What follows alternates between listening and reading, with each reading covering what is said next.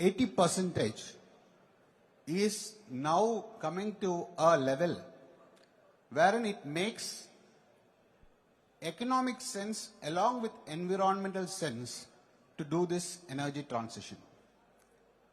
So when I say energy transition, you all understand that it is about renewable energy coming from fossil fuels to mainly the coal and gas to renewable sources of energy. So where we stand in Tamil Nadu, we are third in India's total RE installed capacity. We stand third in the country, second in wind, third in solar, fourth in bioenergy. And we have our potential to cover also. When it comes to hydro, we have a lot of potential in pump storage. Solar, again, we are almost nearing the potential.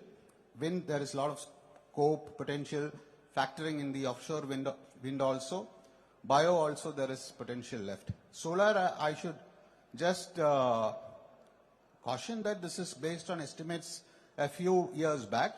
Now with advanced panels coming in, with the kind of tilt systems that are available, tracking systems, this is also going to go up only.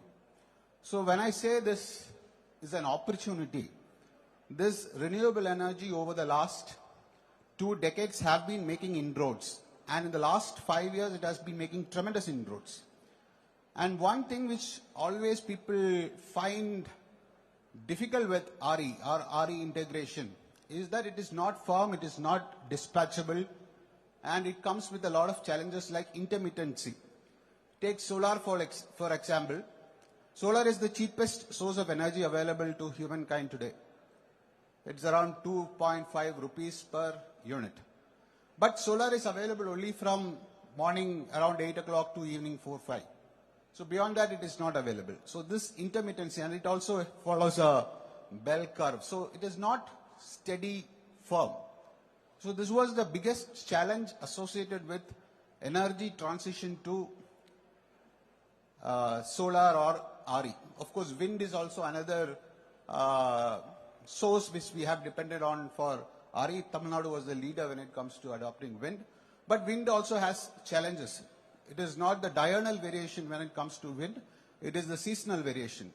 From May to September, you have wind. And beyond September, wind drops down very significantly. So which is again another challenge to integrate wind into our systems.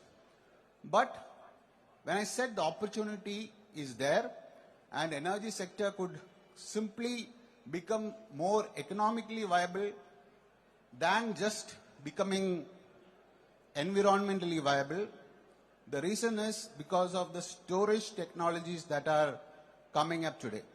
So I'll go into the details a little later. Battery energy storage systems and pump storage systems, and especially battery energy storage systems, which was very costly till a few years back, has come to levels wherein the solar, wind plus storage becomes more cheaper. It is not just more environmental friendly, it becomes more cheaper than traditional sources of generating power. Traditional sources of generating power comes at maybe 6 to 7 rupees, my average purchase cost, considering the variable cost and fixed cost. But today, we are seeing that solar plus storage plus wind, the fixed, dispatchable, renewable energy, tenders are closing at around 4.5 to 5 rupees.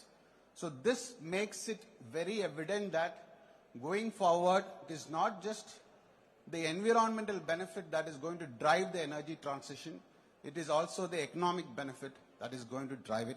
That is a huge opportunity ahead of us. So to tap into this opportunity only, this company was created. I am standing here on behalf of this company, which is a subsidiary of the TNEB, Tamil Nadu Electricity Board Limited. So when I said energy transition, it is not just transition. We have to meet the demands also. We have a increasing demand scenario every year. Our demand is also increasing, unlike many other developed countries where demand is more stagnant. Being the developed country, that developing country we are, and with the kind of new additions to the power requirements like data centers, EVs, the addition of air conditioners with increasing disposable incomes. So we are seeing that the demand of energy is also increasing on a yearly basis. So not just energy transition we have to handle, we also have to manage this increase in demand for energy. So how are we planning to do it?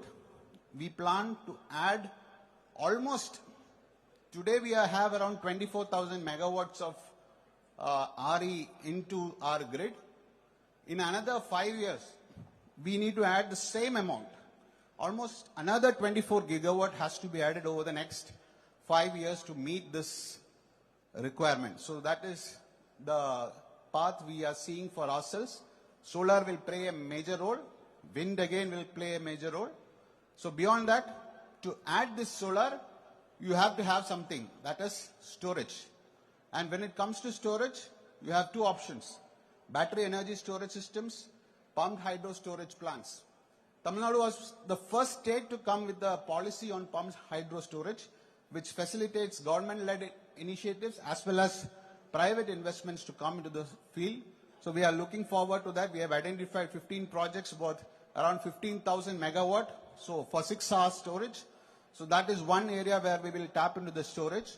Another is battery energy storage systems, where the levelized cost of storage for a double cycle has come down to 2.15 rupees with the VGF. Maybe without VGF it will be around 2.5 rupees. That makes solar plus storage levelized cost to be around 4.5 to 5 rupees. So that is the kind of opportunity that is ahead of us. That is what we are consciously trying to meet. So these battery energy storage systems has huge benefits.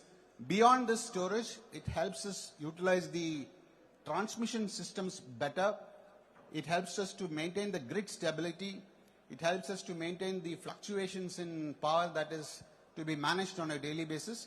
So a lot of advantages, lot of use cases for battery energy storage systems, which will change the entire landscape of how we generate and use electricity in the next few years.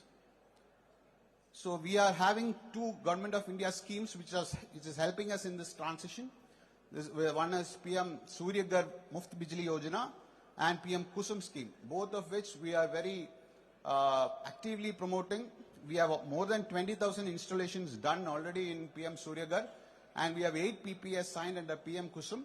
We are further going to tap into this opportunity also, which is more about distributed solar. So this is another important area of solar, not just utility. We want to promote distributed solar also. The rooftop solar that is going to be there even in this building. We need to have rooftop solar. In your houses, we need to have rooftop solar. Every rooftop which has access to sun, irradiance, which should have a rooftop solar. This has made all consumers also producers. So the new term prosumers, that is production plus consumption, has come into wide accepted parlance. So way forward, solar, I mentioned about solar and battery, very critical. That will drive the entire energy transition. Offshore wind, this is another area where we are exploring. Already Government of India has floated a tender. The cost associated with it is a little high. As soon as it becomes viable on a cost perspective, which is what is being attempted with the VGF scheme also, which now Government of India has announced. Offshore wind is another source from where we can tap into the RE potential. We have 35 gigawatt potential in Tamil Nadu's coast alone.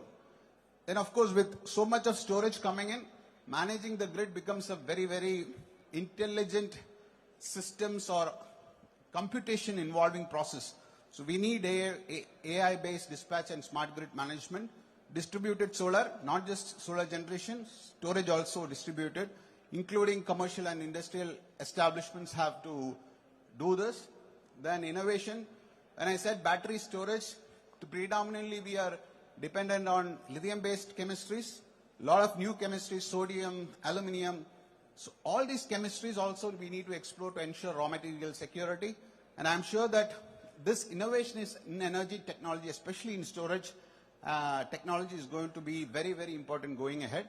Demand side management is another key.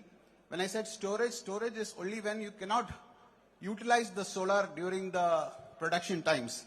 by certain changes, we can always shift certain demands from non-solar hours to solar hours.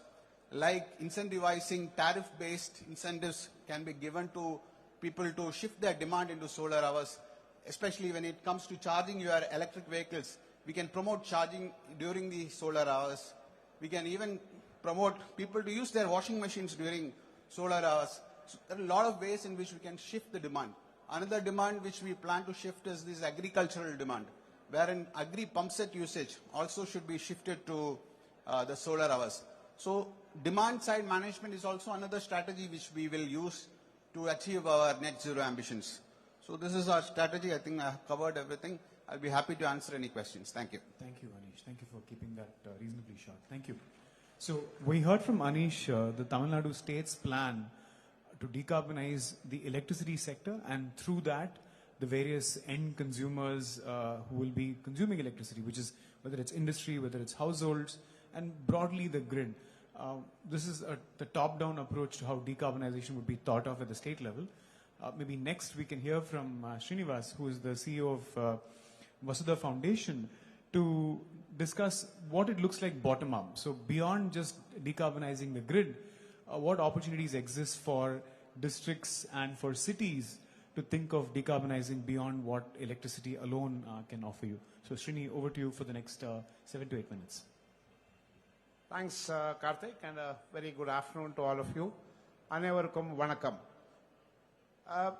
As Karthik said, my presentation will focus more on regional approaches for carbon neutrality, or looking at more bottom-up approach. Anish sort of presented the picture of a pan-state approach, but now we're looking at how do we approach the issue of addressing climate change from the city's angle, from the district's angle.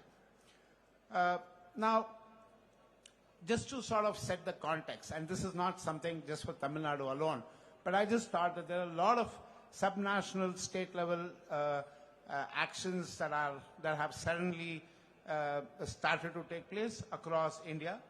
We have, as Tamil Nadu strives to become net zero by well before 2070 and possibly even by 2050, I think that's a talk. Then within Tamil Nadu, you have in the first phase, we are looking at 4 cities, districts that have envisioned to become climate neutral or net zero by 2041, 2 between 2041 and 2050, I would say. In the phase 2, we plan to cover all the districts of Tamil Nadu, which will start immediately thereafter. In addition to Tamil Nadu, if you go to other states, just to give you a landscape of what's happening globally, in India, in Maharashtra, you have 43 cities, urban clusters that have joined the Race to Zero campaign, aiming to become carbon neutral by 2050. Kerala already has a 2050 carbon neutral pathway that we at Vasudha Foundation developed, and that also includes 100% renewables by 2040. Gujarat has announced 100 gigawatts of renewables by 2030 and possible net zero by 2047. Of course, that figure is still not etched in stone, but anyway, they're looking at some date close to that. And then we have Odisha that has introduced carbon budgeting in the state towards becoming a net zero economy by 2070, and so on and so forth. So you have Uttar Pradesh, Chhattisgarh, Andhra Pradesh, which recently at the RE summit in Gujarat, in Gandhinagar, last year announced 160 gigawatts of renewables by 2029 and is also becoming net zero economy well before 2070. So you do have a lot of state level actions. You do have a lot of subnational or within the state, district and city level actions. Now, why is there a merit?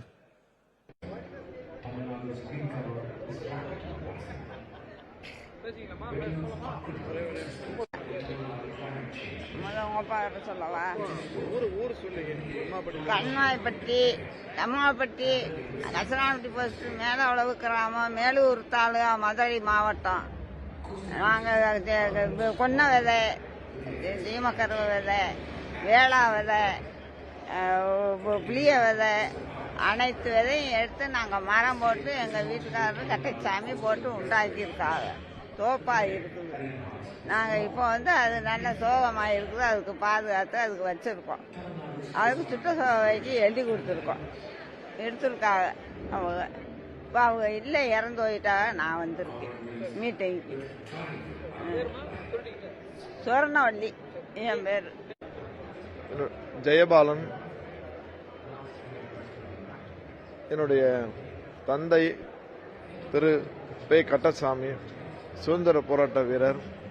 கடந்த December மாதம் 9ஆம் தேதி அன்று அவர் இறந்துவிட்டார்.